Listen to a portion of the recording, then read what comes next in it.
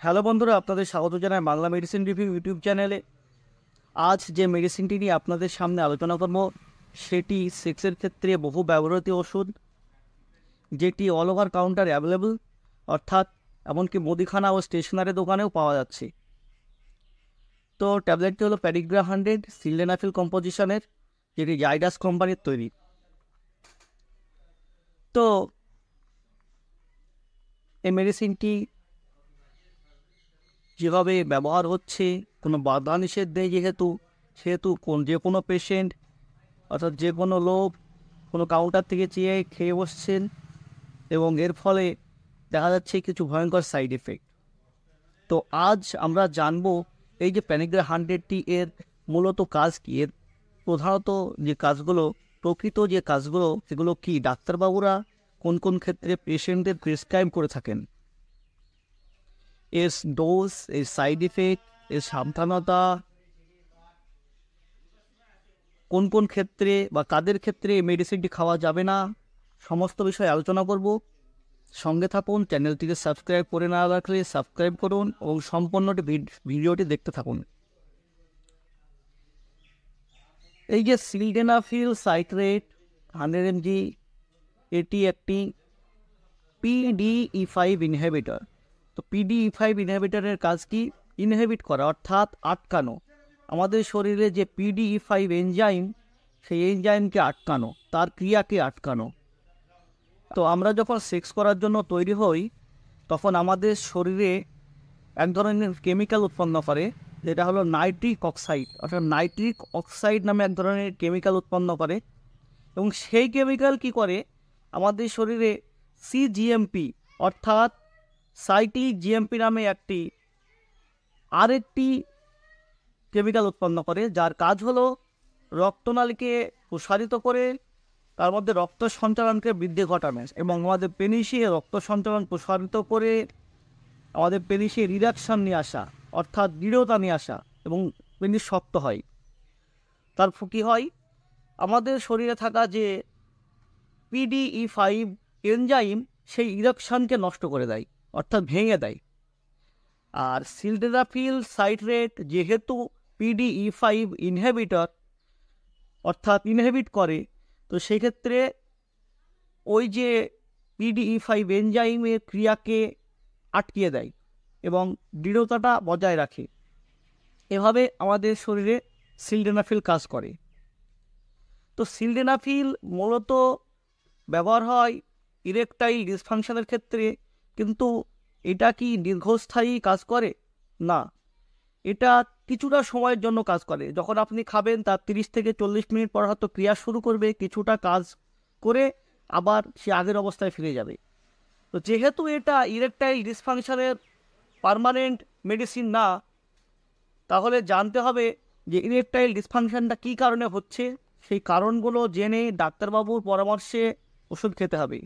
অন্যথায় এই ওষুধ আপনি নিজে থেকে নিলে যে কোনো খারাপ রিয়াকশান করতে পারে, যে কোনো খারাপ প্রতিক্রিয়া ফেলতে পারে। অতএব আপনারা কখনো নিজেরা এই মেডিসিনটি নেবেন না। এই যে সিলডেনাফিল সাইট্রেট PDE5 ইনহিবিটর আদেও কি সেক্সুয়াল পারপাসে তৈরি?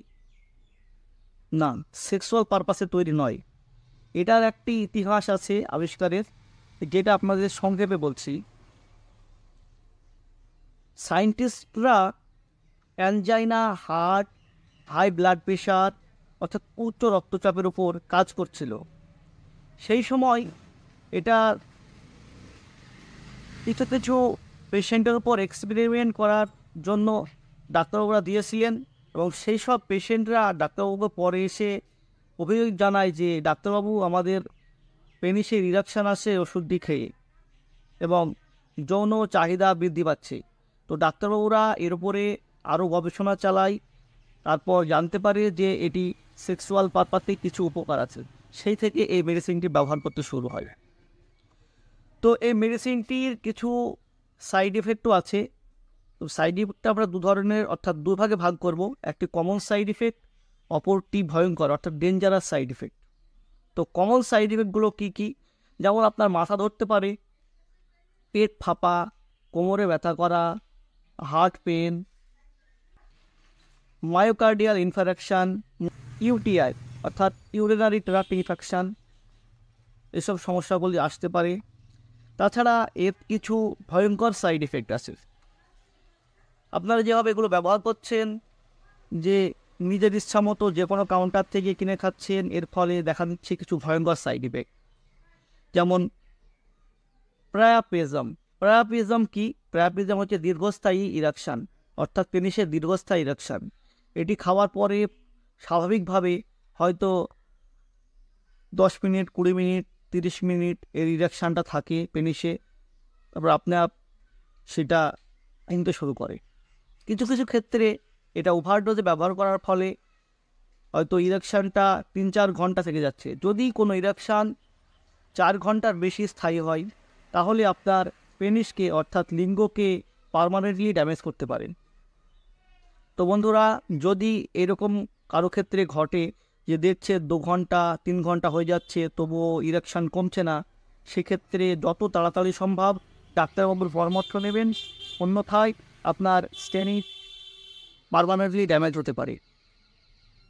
তাছাড়া সাইকোলজিক্যাল ডিপেন্ডেন্স, আপনি হয়তো ধীরে ধীরে এটা ব্যবহার করতে করতে করতে করতে অনেক দিন ধরে করছেন, 50 এমজি করতেন, সেটা এখন হয়তো কাজ করছে না, 100 এমজি করছেন, সেটাও হয়তো কাজ করছে না, 200 এমজি করছেন।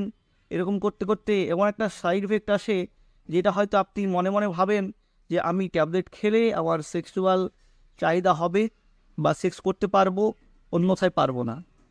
ট্যাবলেট না খেলে আমি সেক্স করতে পারবো না। তো সেক্ষেত্রে এরকমভাবে কন্টিনিউ চলার পরে দীর্ঘস্থায়ী কিছু সাইড এফেক্ট আছে।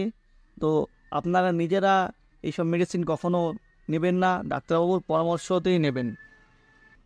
তাছাড়া এই মেডিসিনটির কিছু কিছু মেডিসিনের সঙ্গে ড্রাগ ইন্টারাকশান আছে, যেমন এরিথ্রোমাইসিন, অ্যামলোডিপিন, কেটোকোনাজল, ইথ্রাকোনাজল, এইসব মেডিসিনের সঙ্গে একত্রে ব্যবহার করবেন না, ফলে সাইড ইফেক্ট আসতে পারে।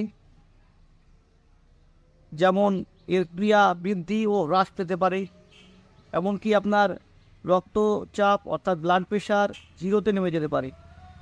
তো অবশ্যই ডাক্তারবাবুর পরামর্শে মেডিসিনটি নেবেন। এই ছিল এই প্যানিক ড্রাগ সম্পর্কে একটি ভিডিও। যে বন্ধুরা, ভিডিওটি ভালো লেগে থাকে চ্যানেলটিকে সাবস্ক্রাইব করে লাইক করতে ভুলবেন না। সঙ্গে থাকুন আরও এরকম ভিডিও পেতে। ধন্যবাদ।